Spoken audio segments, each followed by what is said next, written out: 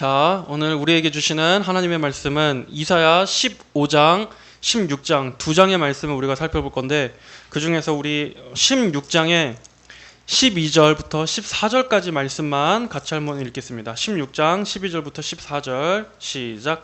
모압 사람이 그 산당에서 피곤하도록 봉사하며 성소에 나아가 기도를 드린다 해도 아무 소용이 없을 것이다. 이것은 전에 여호와께서 모압에 관해 하셨던 말씀이다. 이제 여호와께서 말씀하시기를 품꾼의 햇소와 같이 3년 안에 그 많은 모압의 영광과 그 많은 무리 모두가 모욕을 당할 것이며 남은 사람이 매우 적어서 미약하게 될 것이다 하셨다. 아멘. 자, 오늘은 이사야 15장, 16장 두 장의 말씀을 통해서 어린 양을 드려라 라는 제목으로 하나님 말씀을 전하겠습니다. 자, 이사야 13장부터 시작됐던 열방에 대한 심판 중에서 우리가 지난 13장, 14장에 걸쳐서는 어떤 나라의 멸망을 살펴봤었습니까? 바벨론과 아수르, 블레셋에 관한 하나님의 심판의 경고 말씀에 대해 살펴봤었습니다. 그리고 이어지는 오늘 15장, 16장에서는 모압에 대한 심판의 말씀이 나옵니다. 오늘 말씀이 모압에 대한 심판의 말씀이기는 하지만 한편으로는 모압에 대한 애가 또는 모압에 대한 비탄이라고 할 수 있을 것입니다. 이사야 선지자가 이 모압에 대해서만큼은 애통과 또 연민의 마음으로 심판의 말씀을 대언하고 있는데, 왜냐하면 다른 나라들에 비해서 이 모압은 이스라엘과 역사적으로 아주 깊은 관련이 있는 나라였기 때문입니다. 모압은 이스라엘과 완전히 남인 그런 동떨어진 나라가 아니었습니다. 이들은 이스라엘과 같은 혈통을 가진 친족 관계라고 할 수 있습니다. 모압은 아브라함의 조카였던 그 룻과 또 그의 맏딸 사이에 태어난 아들로부터 형성된 족속이었기 때문입니다. 창세기 19장에 보면 하나님께서 소돔과 고모라를 멸망시키셨을 때 그곳에 살고 있던 롯의 가족들을 빼내주셨습니다. 그 후에 소돔과 고모라로부터 도피한 롯의 가족들은 이제 대를 이어갈 남자가 없게 되자 롯의 두 딸은 아버지인 롯에게 포도주를 마시게 해서 깊이 잠들게 한 후에 아버지와 동침해서, 즉 근친 상간을 통해 낳은 아들이 바로 모압과 암몬이었습니다. 그것이 모압 족속과 암몬 족속의 시작입니다. 창세기 19장 36절부터 38절에는 그리하여 롯의 두 딸이 자기 아버지를 통하여 임신하여 큰 딸은 아들을 낳고 그의 이름을 모압이라고 불렀으니 그는 오늘날 모압 족속의 조상이며, 작은 딸도 아들을 낳고 그의 이름을 베남미라고 불렀으니 그는 오늘날 암몬 자손의 조상이다 라고 말씀하고 있습니다. 이렇게 모압은 이스라엘과 같은 혈통을 나눈 친척 관계였지만 역사상 모압은 이스라엘과 아주 여러 차례 적대 관계에 있었습니다. 이스라엘에 자주 침략해서 괴롭히기도 했고, 또 출애굽 때에는 이스라엘 백성들이 광야를 지날 때 모압 땅을 거쳐서 지나게 되었는데, 이때 모압은 자기네 땅으로 지나가지 말라고 이스라엘 백성들의 광야의 여정을 회방하기도 했었습니다. 또 이스라엘이 가나안 땅에 들어가기 직전에 그 앞에 있던 모압 땅에 진을 쳤을 때는 모압 왕 발락이 술사 발람을 통해서 이스라엘을 저주한 적도 있었습니다. 후에 다윗 왕 시기 때는 모압이 이스라엘에게 정복당해서 이스라엘에게 조공을 바치게 됩니다.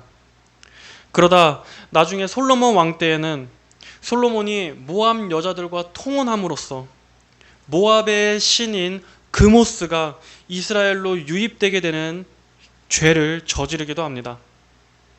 열왕기상 11장 7절에서는 그때 솔로몬이 모압의 혐오스러운 우상 그모스와 암몬 자손들의 혐오스러운 우상 몰록을 위해 예루살렘 맞은편 산에 산당을 지었고, 그가 자기의 모든 이방 여자들을 위해서도 다 그와 같이 해주니 그들이 자기 신들을 위해 분향하고 번제를 드렸다라고 기록하고 있습니다. 결국 솔로몬의 이러한 우상 숭배의 죄 때문에 이스라엘은 북이스라엘과 남유다, 이렇게 나라가 둘로 쪼개지게 되는 결과를 가져옵니다. 이스라엘 안에 유입된 이 그모스 숭배는 후에 유다 왕국의 제16대 왕이었던 요시야 왕 때까지 이어지게 됩니다.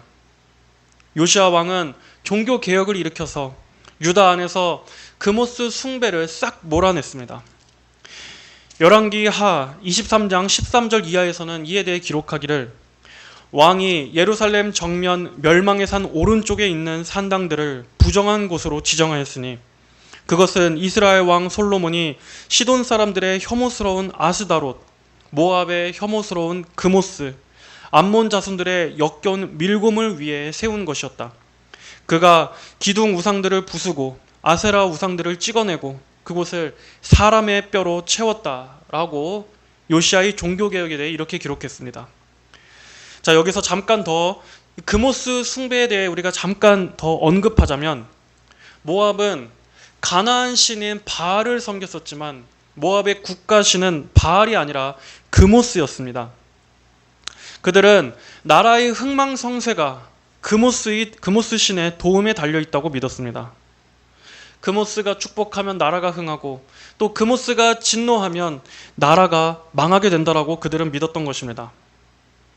자, 우리가 알고 있는 몰렉, 그 몰렉 우상이 바로 이 그모스와 같은 동일한 우상입니다. 모압 족속이 부를 때는 그모스라고 부르고 암몬 족속이 부를 때는 몰렉 또는 몰록, 밀감 등으로 불렀습니다. 호칭이 서로 다른 거지 둘 다 같은 우상을 가리키는 것입니다. 이 그모스 또는 몰렉에게 바치는 제사는 아주 잔인한 인신공양이었습니다. 몰렉 형상은 소의 머리를 하고 있었고 또 철로 만들어졌었는데 뜨겁게 달군 그 몰렉 형상의 손 위에다가 어린아이를 올려서 달궈지게 하거나 또는 그냥 산채로 불태우기도 하는 등의 아주 잔인한 제사를 바쳤습니다. 이렇게 아주 잔인하고 악한 더러운 우상 숭배에 물든 모압을 하나님께서는 심판하시기로 하시는 것입니다. 예레미야 선지자도 모압의 심판을 예언했었습니다. 예레미야 48장 7절에 네가 네 업적과 보물들을 의지함으로 너 또한 사로잡힐 것이며 그모스는 그의 제사장들과 고관들과 함께 포로로 잡혀갈 것이다. 그모스는 그의 제사장들과 고관들과 함께 포로로 잡혀갈 것이다. 모압이 섬기던 거짓 우상인 그 그모스 신을 이렇게 의인화로 묘사해서 마치 그모스 우상 역시도 하나님의 심판으로 인해서 이렇게 함께 포로 신세가 되어 끌려가는 것처럼 그만큼 그들의 우상인 그모스도 결국 쓸모없게 될 것이라는 뜻입니다. 또 예레미야는 뭐라고 예언했었습니까? 이스라엘 집이 베델을 의지함으로 수치를 당한 것처럼 모압이 그모스 때문에 수치를 당할 것이다. 모압아, 내게 화가 있다. 그모스의 백성이 망하였다. 내 아들들이 포로로 잡혀가며 내 딸들이 포로가 되었다. 이렇게 한때는 어쨌든 롯의 후손이었지만 이제는 우상신인 그모스의 백성이 되어버린, 이렇게 여호와의 백성이 아니라 그모스의 백성이라고 불려질 정도로 타락한 모압에 대해서 하나님께서는 오늘 이 15장, 16장에 걸쳐서까지 심판을 경고하고 계신 것입니다. 모압은 그들의 전통 산업이었던 목축업으로 인해서 많은 경제적인 부요를 누렸지만 그로 인해서 오히려 이들은 교만하게 되었습니다. 그리고 영적으로는 이토록 깊은 우상 숭배에 찌든 나라였던 것입니다. 자, 그럼 말씀을 보겠습니다. 자, 15장 1절부터 읽겠습니다. 모압에 대한 경고이다. 밤사이에 모압의 알이 파괴되어 멸망하고 밤사이에 모압의 길이 파괴되어 멸망할 것이다. 그가 성전과 디본과 산당에 올라가 울며 모압은 느보와 메드바 때문에 슬피 온다. 그들이 모두 머리털을 밀고 모두 수염을 깎았으며 거리에는 사람들이 거친 베옷을 두르고 그 지붕과 광장에서 모두 통곡하고 엎드려 울며 헤스본과 엘르알레가 부르짖으니 그들의 소리가 저 멀리 야하스에까지 들린다. 그러므로 모압의 용사들이 부르짖으며 그들의 영혼이 속에서 뛴다. 자, 여기서 모압에 대한 심판으로 인해서 이들이 통곡하고 애곡하게 될 것을 묘사하고 있는 말씀입니다. 1절에 밤사이에 모압의 알이 파괴되어 멸망하고 밤사이에 모압의 길이 파괴되어 멸망할 것이다. 그래서 이 모압의 알과 모압의 길이라는 곳은 모압을 대표하는 주요 도시의 지명입니다. 그리고 밤사이에 이들이 파괴되어 멸망할 것이다.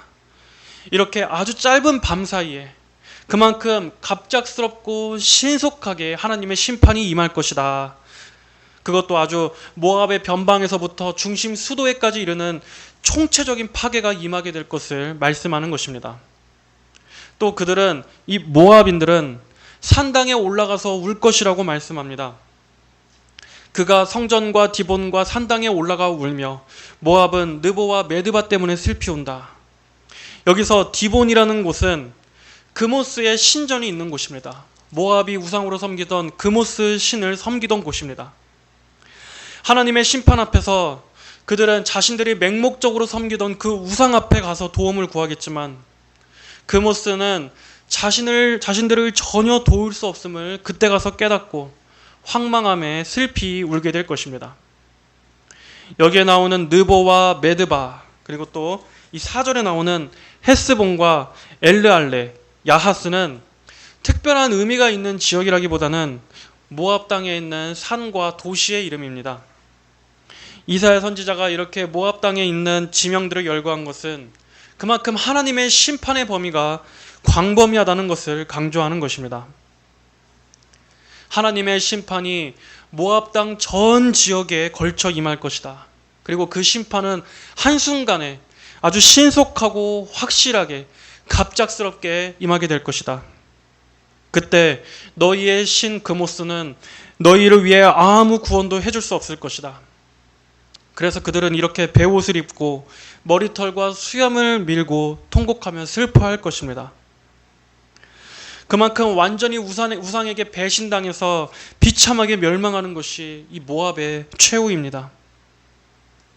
여러분, 하나님이 아닌 우상을 섬기는 모든 민족은 결국에 이렇게 하나님의 심판 때에 다 무너뜨리신다 하는 것이 이러한 패턴이 성경의 가장 중심적인 원리입니다.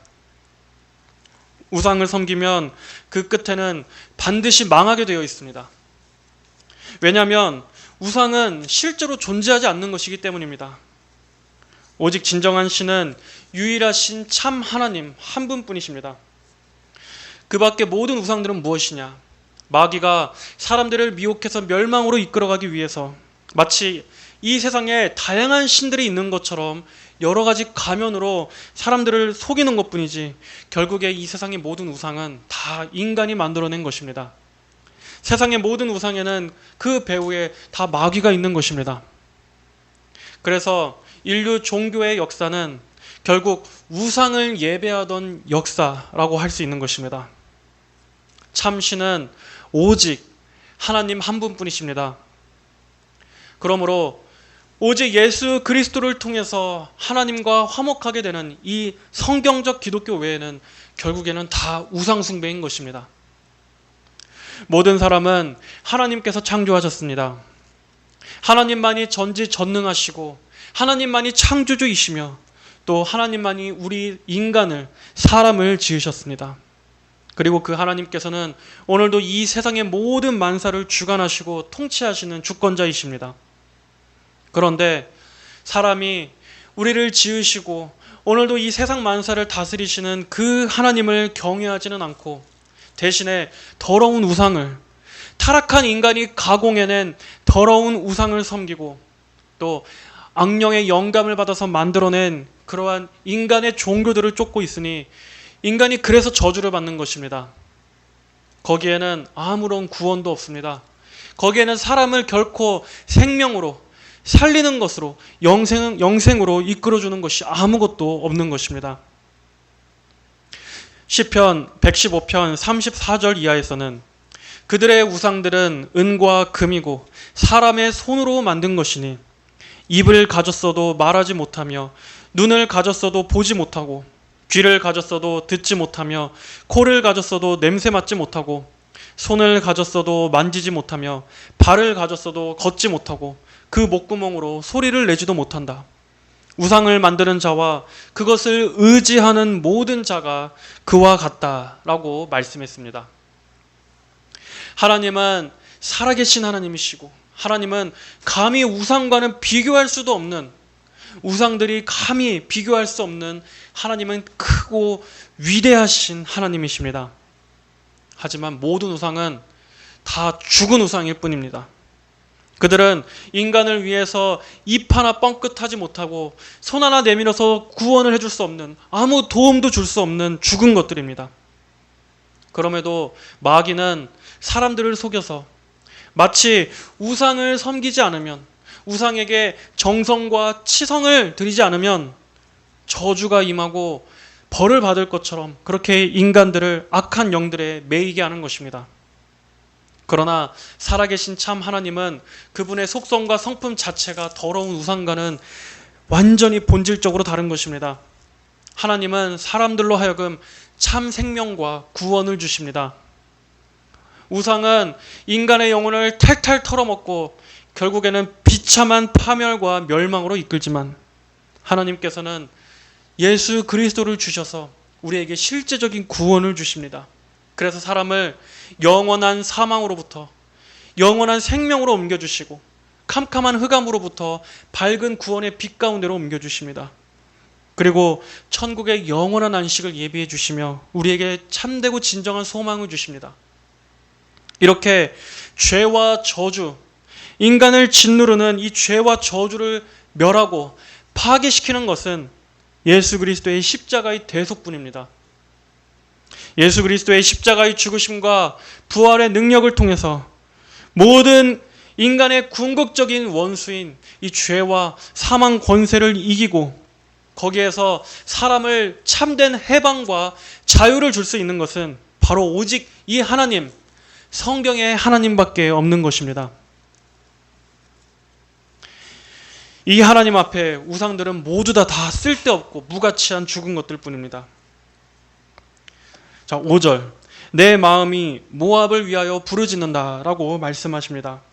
이것은 1차적으로는 이사야 선지자의 심정을 말하는 것이기도 하고, 또 궁극적으로는 바로 하나님의 마음이시기도 합니다. 하나님께서 이들을 향하여 부르짖고 이처럼 안타까워하는 마음이 있는 것은 무엇입니까? 왜 그렇습니까? 바로 모압은 이스라엘의 친족이었기 때문입니다. 그들이 우상 숭배를 통해서 멸망하게 되는 것에 대한 안타까움에서 나온 마음이었고, 또 한편으로는 하나님의 백성인 북이스라엘과 남유다 역시도 여기 이렇게 모압과 별반 다를 바가 없는 하나님의 백성들조차도 이렇게 우상 숭배의 죄악으로 그들 역시 징계를 받을 것에 대한 하나님의 답답하고 애타는 심정을 보여준다고도 할 수 있습니다. 이렇게 하나님께서는 악인들의 멸망조차도 기뻐하시지 않습니다. 하나님은 아무리 악인이라 할지라도 그가 다시 회개하고 돌아와서 하나님 안에서 다시 사는 것을 기뻐하시지, 하나님의 형상을 닮은 인간들이 결국 멸망으로 가고 하나님을 모른 채 자기의 고집대로 살다가 영원한 사망에 떨어지는 것을 하나님은 결코 기뻐하시는 분이 아니십니다. 사람의 멸망을 두고 그런 걸로 쾌감을 느끼시는 분이 아니신 것입니다. 또한 악인의 멸망을 통해서 하나님의 백성들도 깨달아야 했습니다. 하나님의 선민들을 깨우고 또 그 마음을 겸비하게 해서 이러한 악인의 멸망과 같은 멸망처럼 똑같은 길을 가지 말라고 견책하는 것이 바로 이러한 목적인 것입니다. 내 마음이 모압을 위하여 부르짖는다. 그 도망자들이 소알과 에글랏 슬리시아까지 도망하여 울면서 루잇의 비탈길로 올라가 호로나임 길에서 패망 때문에 높이 부르짖으니.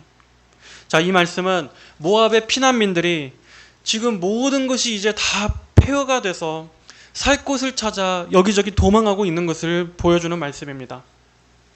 또 6절에 니무림에 물이 말라버렸고 연한 풀들이 시들고 채소들은 말라서 푸른 것이 없기 때문이다. 그러므로 그들이 얻은 재물과 쌓아두었던 것을 가지고 버드나무 시내를 건너가니. 이들의 피난길은 참으로 고된 길이 될 것입니다.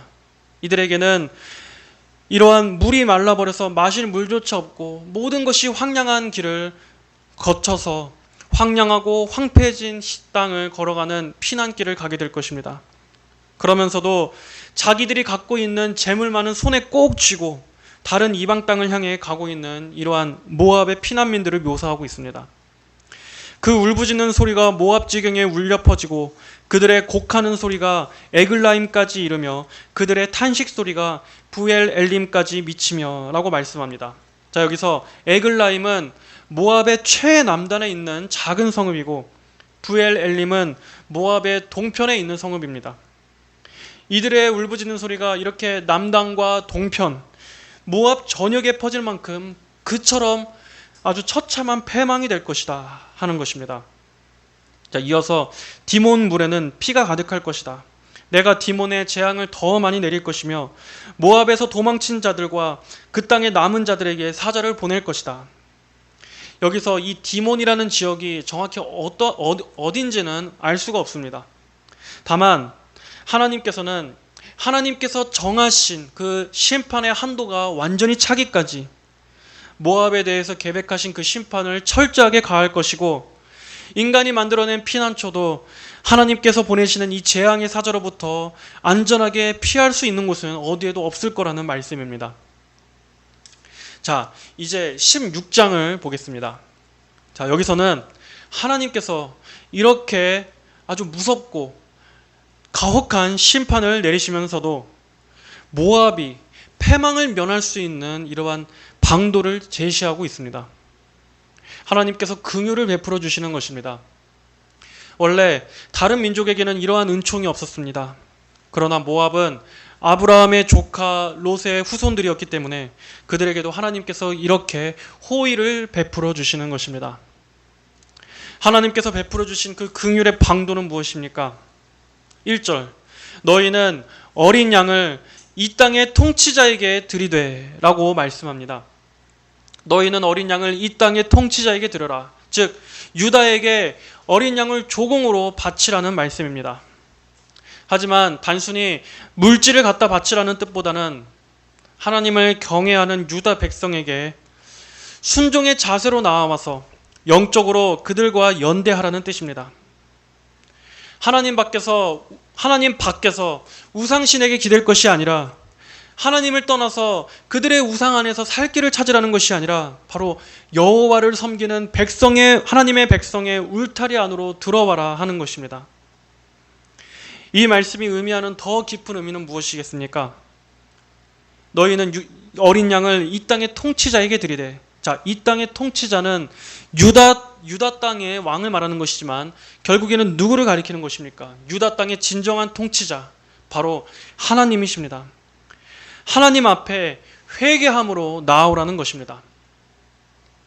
자, 이 말씀을 우리 신약적으로 한번 이해해 보자면 어린 양은 결국에는 예수 그리스도를 가리키는 것이고 우리의 죄를 대속하시기 위해서 화목 제물이 되신 어린 양 예수 그리스도를 의지해서 하나님 앞에 나아오라 하는 모든 죄인들을 향한 초청의 말씀이기도 한 것입니다. 하나님께서는 모압인들에게도 지금 이러한 긍휼을 베풀어 주시고 계십니다. 너희는 어린 양을 이 땅의 통치자에게 드리되. 자, 2절은 방랑하는 피난민 신세의 모압 사람들을 보여주고 있습니다. 아르논 여울에서 모압의 여자들이 보금자리를 떠나 흩어져 달아나는 새와 같을 것이다. 또 3절에 너는 계책을 세우고 공의를 행하여 대낮에 밤같은 그늘을 지으며 쫓겨난 자들을 숨겨주고 도망하는 자들이 들키지 않게 하며 모압에서 쫓겨난 자들이 너희 가운데 머물게 하고 그들을 멸망시키려는 사람들 앞에서 그들의 피난처가 되어 주어라. 이는 강탈자가 망하고 파괴가 멈추며 압제자가 그 땅에서 사라질 것이기 때문이다. 자, 이 3절 그리고 또 이 4절 16장 3절 4절의 말씀은 조금 해석하는데 여러 의견이 분분한 난해의 구절입니다. 여기서 말하고 있는 대상이 정확히 누구냐 하는가가 명확하지가 않기 때문입니다. 이 말씀에 대한 해석은 크게 두 가지가 있는데, 먼저 첫 번째로는 난민 신세가 된 모압이 유다 사람들에게 지금 도움을 요청하는 말씀으로 해석하는 것입니다. 자, 그렇다면 지금 모압이 유다를 향해서 이렇게 말하는 것입니다. 너는 유다 사람들을 향한 것입니다. 자, 부디 우리 민족이 살 수 있게끔 조언해 주시고 대책을 세워 주십시오. 뙤약볕에 시달리는 이들에게 넓은 그늘을 마련하듯 우리 민족을 좀 보호해 주십시오. 모압 땅에서 탈출한 피난민들이 유다 땅에 머물 수 있도록 허락해 주십시오 하고 지금 이 모압의 피난민들이 유다 사람들에게 도움을 간청하는 것입니다. 이러한 해석이 한 가지가 있고, 또 다른 해석으로는 하나님께서 이사야 선지자를 통해 모압 사람들에게 말하는 것으로 보는 해석도 있습니다. 자, 그렇다면 여기서 말씀하는 너는, 즉 청자는 모압 사람들을 가리키는 것이고 말하는 것은 이사야 선지자가 됩니다. 모압 사람들에게 유다에게 선의를 베풀고 또 너희의 행실에 있어서 개혁하라 하는 회개를 요청하는 것이다 하고 보는 해석이 또 한 가지가 있습니다. 하지만 저는 문맥상으로 봤을 때 전자의 해석이 더 옳다고 여겨집니다. 모압이 유다 백성들에게 도움을 간청하면서 이렇게 자신을 굽히고 회개하며 이렇게 낮아진 순종의 자세로 지금 도움을 요청하고 있는 것이다, 이렇게 보는 것이 좀 더 적절하지 않나 싶습니다. 하지만 중요한 것은 어떠한 의미로 해석하든 이 말씀의 본질은 결국에는 모압의 회개를 촉구하는 것입니다. 그리고 궁극적으로는 하나님 앞에 나와서 회개와 순종함으로 어린 양 대신 어린 양을 바치며 순종의 자세로 나아오라는 것이 이 말씀의 본질입니다. 겸손히 자신들의 죄를 회개하고 또 하나님의 이러한 은혜로운 초청에 응하며 긍휼을 구하면 이들에게도 용서의 기회가 있을 것입니다. 이렇듯 하나님께서는 어쨌든 아브라함과 같은 혈통이었던 이 롯의 후손들인 모압인들에게도 자비와 긍휼을 베풀고자 하신다 하는 것을 우리는 읽을 수가 있습니다. 어린 양을 바치는 것과 또 회개함으로써 하나님 앞에 나아오는 것, 그렇다면 모압은 살 수 있을 것입니다. 이것이 하나님께서 이러한 악인과 우상 숭배자들에게도 베푸신 긍휼이었습니다. 자, 이어서 5절을 보겠습니다. 5절. 다윗 장막에서 보좌가 이내로 굳게 설 것이고 그 위에 앉을 자는 진실함으로 판결하며 정의를 구하고 공의를 신속하게 행할 것이다. 모압이 유다와 함께 한다면 안전할 수 있는 이유는 바로 유다는 하나님의 언약 백성이기 때문입니다. 다윗 언약이 흐르고 있는, 하나님께서 장차 이들 가운데 메시아를 보내주실 것이기 때문입니다. 다윗 장막에서 보좌가 이내로 굳게 설 것이다. 자, 이 말씀은 역시나 어려움을 겪고 있던 이 유다 백성들에게도 소망과 위로가 되주는 말씀이었을 것입니다. 유다 역시도 주변의 강대국들로 인해서 풍전등화와 같은 아주 위험한 상태였지만 그럼에도 하나님께서 언약하신 그 보좌는 절대 쓰러지지 않고 굳게 설 것이다 하는 이것을 통해서 그들은 소망을 가질 수 있었습니다. 이렇게 진실과 또 정의와 공의와 이러한 것들로 행하시는 메시아가 통치하시는 장차 그 하나님 나라, 궁극적으로는 예수 그리스도의 십자가의 구속으로 인해서 모든 열방의 백성들이 그 깃발 아래 모여들게 될 그 하나님 나라는 이 세상의 권력과 힘과 부로 세워지는 나라가 아니라 바로 하나님의 인애로 굳게 서는 나라입니다. 이처럼 그리스도께서 통치하시는 나라는 이 세상에서 중요시 여기는 그러한 가치들과는 완전히 전적으로 다른 나라입니다. 우리 하나님의 백성들은 철저하게 그러한 영적인 관점, 또 영원의 관점에서 이 하나님 나라, 새하늘과 새 땅을 바라봐야 하는 것입니다. 하나님의 인애와 보살피심, 또 하나님의 그 사랑과 인자하심, 바로 그러한 것으로 세워지는 영원한 안식과 완전한 평강의 그 나라, 철저하게 우리는 그런 나라를 바라보고 소망해야 하지, 마치 이 땅에서 어떠한 많은 숫자와 영향력으로 그러한 것들을 이뤄낼 수 있는 나라가 아닌 것입니다. 우리 성도들 개개인과 교회 역시도 이 말씀을 통해 소망을 얻을 수 있을 것입니다. 우리 성도는 어떠한 점에서는 이 세상에서는 참 너무나 초라하기 그지없는 그러한 형편일 수 있습니다.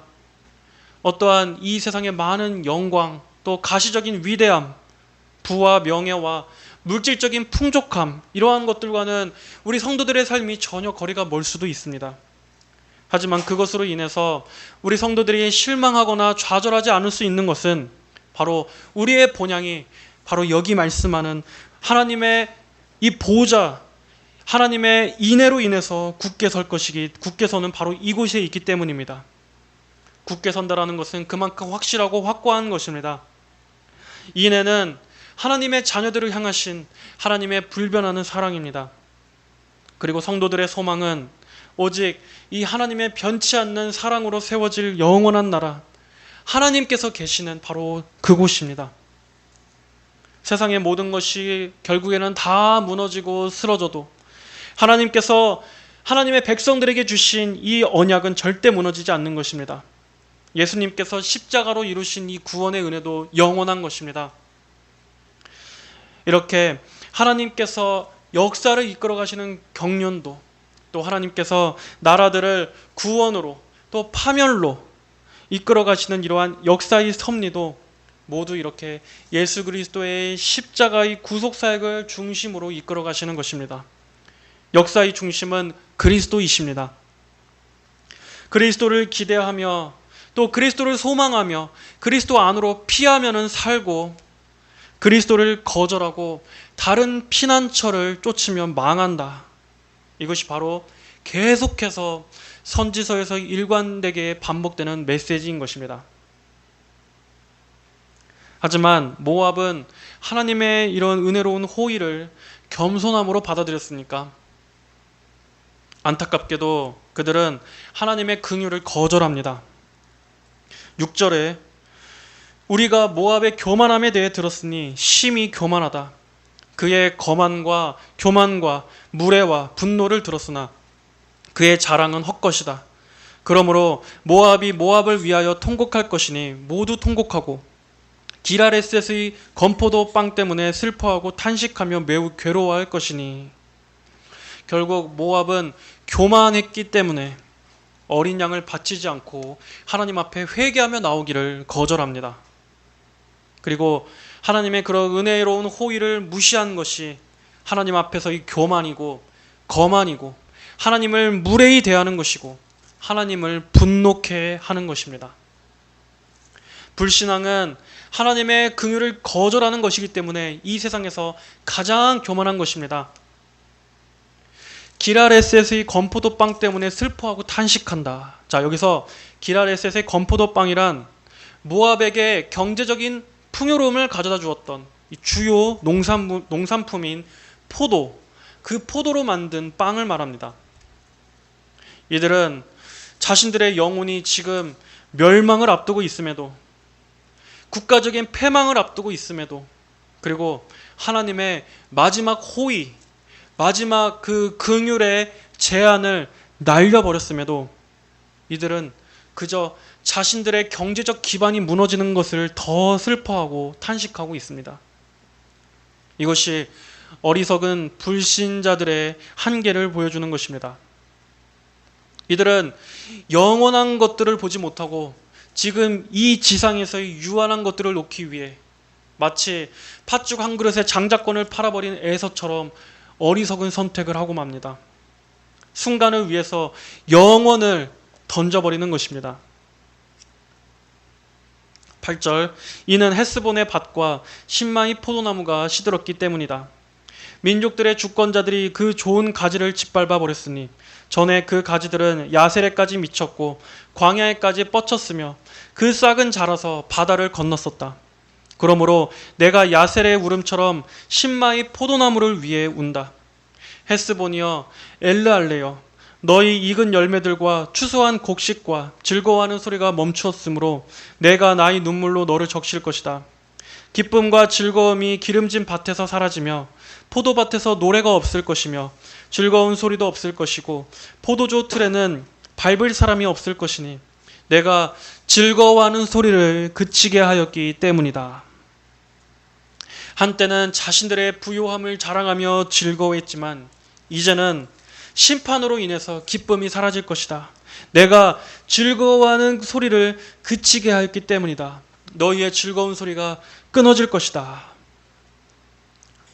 이 말씀은 마찬가지로 오늘날 우리들에게도 주시는 말씀입니다. 하나님을 기쁨으로 삼지 않고 다른 것들을 영원한 기쁨으로 삼을 때 결국에 그 기쁨은 영원하지 못합니다. 결국에는 끊어질 것입니다. 하나님 없이 추구하는 모든 즐거움들은 결국 나중에는 그 기쁨의 웃음소리가 통곡과 슬픔의 소리로 바뀌게 될 것입니다. 우리는 이것을 경고로 삼아야 하는 것입니다.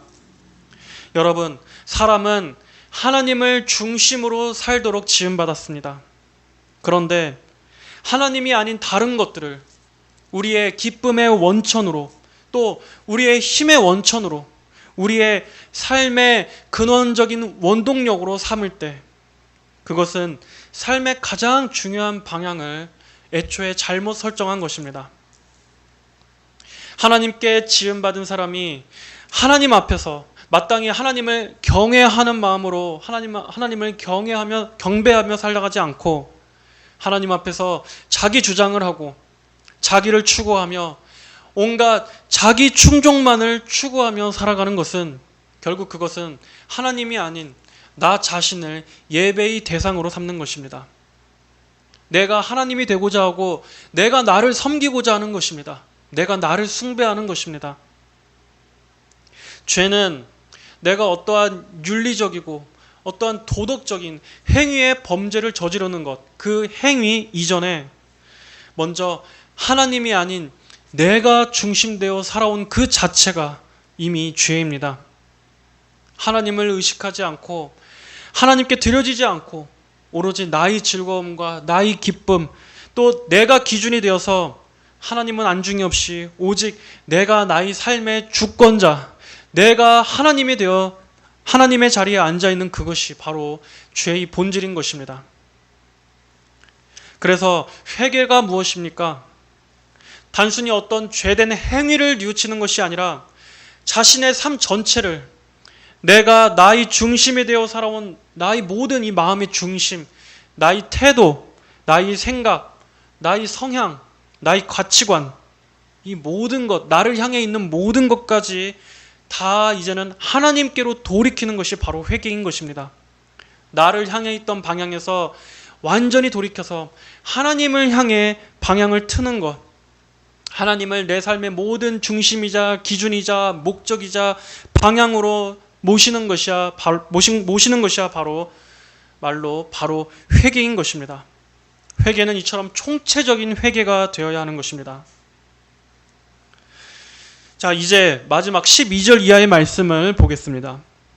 모압 사람이 그 산당에서 피곤하도록 봉사하며 성소에 나아가 기도를 드린다 해도 아무 소용이 없을 것이다.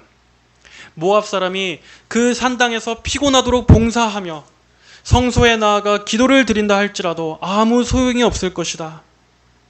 이들은 하나님의 호의와 긍휼을 멸시하면서도 자기의 행위로, 자기의 공로로, 자기의 정성으로 하나님이 아닌 다른 우상에게서 살 길을 찾았습니다. 하지만 과연 그것이 이들로 하여금 심판을 면하게 해줄 수 있습니까? 피곤하도록 봉사하며 성소에 나아가 기도를 드린다 해도 아무 소용이 없을 것이다. 아무 소용이 없을 것이다. 하나님께서 원하시는 것은 인간의 정성과 노력이 아닙니다. 가뜩이나 이들은 하나님을 의지하지도 않았죠. 이들은 그모스에게 가서 빌었습니다. 하지만 이들이 하나님께 이러한 방식으로 나온다 할지라도 노력과 공로로서가 아니라 이들은 진정으로 무엇을 의지했어야만 합니까? 바로 어린 양 되신 예수 그리스도의 공로, 그분의 십자가의 대속을 의지해야 하는 것입니다. 그것이 심판과 멸망을 피할 수 있는 유일한 길입니다. 하나님 앞에 회개함으로 나와 어린 양을 드리는 것, 어린 양을 앞세워 나오는 것, 모든 사람이 죄를 범하였으므로 하나님의 영광에 이르지 못하니 그리스도 예수님 안에 있는 구속으로 말미암아 하나님의 은혜로 값없이 의롭다 하심을 받았다. 하나님께서 이 예수님을 그분의 피를 믿음으로 말미암는 속죄 제물로 세우셨으니, 하나님께서 속죄 제물로 세우신 바로 이 어린 양 되시는 예수 그리스도의 중보를 의지하는 것만이 하나님의 은혜를 입는 길입니다. 모압은 교만했기 때문에 하나님의 은혜를 거절했습니다. 그것이 이들의 심판의 이유가 된 것입니다. 하지만 여러분, 우리도 하나님 외에 의지할 무언가가 있다면 우리 역시도 알게 모르게 교만해지게 됩니다. 하나님 외에도 살 길이 있다고 생각하기 때문입니다. 그래서 전적으로 하나님께 내 자신을 내어 맡기는 것은 뭔가 꺼려지게 되고, 내심 자기가 믿고 있는 하나님 말고도 나의 든든한 보험으로 여기고 있는 그러한 것을 하나님보다 더 의지하게 됩니다. 하지만 오늘 말씀과 같이 하나님 외에 사람이 의지하는 모든 것들은 결국엔 다 무너지게 될 것입니다. 16장 14절에 3년 안에 그 많은 모압의 영광과 그 많은 무리 모두가 모욕을 당할 것이다. 하나님께서는 이렇게 최종적인 선언을 하고 계십니다. 우리가 아무리 우상들에 매달리며 울어도 결국 하나님을 제외한 인간의 모든 우상들은 다 마지막에는 사람을 배신합니다. 왜냐하면 그것들은 결국 실체가 없는 것들이기 때문입니다. 우상이라는 것 말 자체가 헛된 것, 없는 것이라는 뜻입니다. 하지만 마귀는 그런 식으로 사람들을 평생토록 우상에 매여 살게 하다가 마지막에는 어떻게 합니까? 비참하게 내동댕이 쳐버립니다. 그것이 마귀가 사람들을 거짓으로 속이는, 지옥으로 인도하는 그러한 미혹의 방식입니다. 또한 이러한 종교적인 다양한 우상들뿐 아니라 물질적인 우상들, 예를 들어 돈을 신봉하고 또 사람을 신봉하고 인맥을 신봉하고 또 나 자신의 어떠한 커리어, 나의 능력, 나의 힘, 나의 권세, 이러한 나의 지혜 등을 의지하면서 하나님 외에 나를 지켜줄 거라 믿고 있는 이런 수많은 보이지 않는 우상들 역시 마찬가지입니다. 그것 역시도 이렇게 우상의 산당에 가서 울고 비는 것입니다. 하지만 하나님께서 원하시는 것은 어린 양을 의지하여 하나님 앞에 나오는 것입니다. 이 어린 양 외에는 안전한 피난처가 없습니다. 예수 그리스도의 십자가의 대속의 보혈을 의지하는 것 외에는 사람에게 있어서는 결코 안전한 피난처, 우리의 영원한 피난처가 없는 것입니다. 그러므로 성도 여러분, 이 어린 양을 의지해서 유일하신 참 하나님 안으로 들어오십시오. 어린 양 대신 그리스도만이 하나님 앞에 받아들여질 수 있는 유일한 근거입니다. 예수 그리스도의 십자가의 대속, 예수님의 공로, 또 예수님의 인격, 그분의 의, 오직 이 어린 양, 화목 제물 대신 그리스도만을 의지하여 하나님의 은혜의 품 안으로 들어오시기를 오늘 이 말씀을 듣는 모든 이들에게 권면합니다. 성도 여러분, 모두는 오직 이 예수님께만 전적으로 기대서 나아오는 그러한 참 믿음, 더욱더 온전한 믿음으로 나아오시기를 바랍니다. 그러한 온전한 믿음으로 세워지시기를 바랍니다. 자, 오늘 말씀을 기억하면서 오직 하나님께서 우리에게 보내주신 유일하신 중보자, 하나님의 어린 양 되시는 이 예수 그리스도를 의지하고 기대며 예수 그리스도를 통해 우리에게 구원해 주신 이 하나님을 찬양하는 모든 성도 여러분들이 되시기를 주님의 이름으로 축복합니다. 다 함께 기도하시겠습니다. 하나님 아버지, 감사합니다. 오늘은 아브라함과 같은 혈통인 이 이스라엘 백성과 같은 친족 관계였던 이 모압의 심판과 패망 선고에 대한 말씀을 살펴보았습니다. 하나님께서는 이러한 모압인들에게 진노 중에도 긍휼을 잃지 않으시고 또 어린 양을 통해 하나님 앞에 용서를 구할 수 있는 이러한 자비와 긍휼의 방편을 제시해 주심을 보았습니다. 아버지 하나님, 저희 모든 성도들 역시도 참으로 하나님의 용서를 입을 수 없는 그러한 멸망의 존재였지만 하나님께서 보내주신 우리의 화목제물 대신 그리스도의 십자가의 중보를 통해 이렇게 하나님 앞에 용서받을 수 있게 된 그 은혜를 감사합니다. 오늘날 아직도 하나님과 원수 관계에 돼 있어 화목치 못한 이 세상의 모든 그러한 불신앙을 가진 영혼들을 불쌍히 여겨주셔서 그들도 동일한 예수 그리스도의 대속의 은혜를 힘입어 하나님 앞에 구원과 영생을 얻게 되는 그러한 귀한 은혜의 길을 열어 주시옵소서. 하나님, 오늘도 그러한 자들을 주님 구원하여 주옵소서. 감사드리며 살아계신 예수님의 이름으로 기도하였습니다. 아멘.